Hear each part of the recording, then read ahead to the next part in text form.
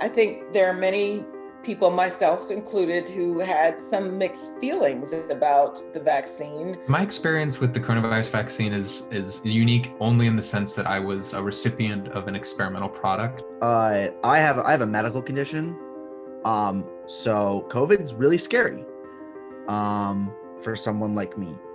I felt like my work at Center for Vaccine Development was immediately impactful and immediately important for both personally, professionally, and just for our community at large. Each person has had a different experience and impact from COVID-19, but change is on the horizon with the vaccine beginning to become available. Michael Sikorsky was one of the first 5 people to receive the vaccine in the state of Maryland through an experimental trial at the Center for Vaccine Development and Global Health. I had just taken my virology course where we talked a lot about coronaviruses in general, the original SARS, and I was familiar with vaccine platforms. So I thought I would love to volunteer as a student, as a participant, someone who's a bit more involved with the actual biology of it, but also young, healthy, and wanting to sort of contribute that.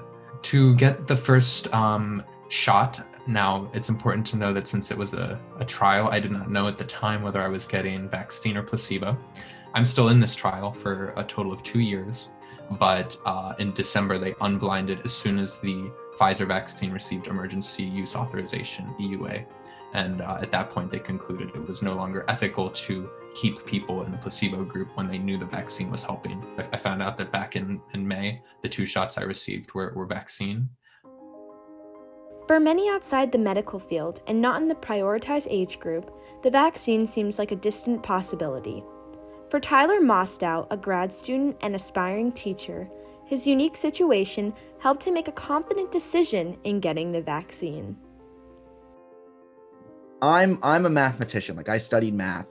So I'm pretty close, and I had a lot of friends that, went and have basically dedicated their lives to studying medicine. To me, like, they put in a lot of work. Whoever made this vaccine has put in a lot of work and time to studying these things. They are the expert. I am not. I can certainly go and look up what's in it. And I have absolutely looked up what's in it, but it's all types of things that are, in everyday items that we use, like salt and in cereal and stuff like that, So it's nothing there that really scares me. Although some people experience hesitancy when thinking about the vaccine, Sharon Henry from the School of Medicine here at Maryland views the growing vaccination number as a positive. Moving forward, as the vaccine is now becoming available, there's sort of this ray of hope that this whole process is going to start to ramp down. I don't see a reason for anybody to say they don't want to get the vaccine, because, what's the alternative?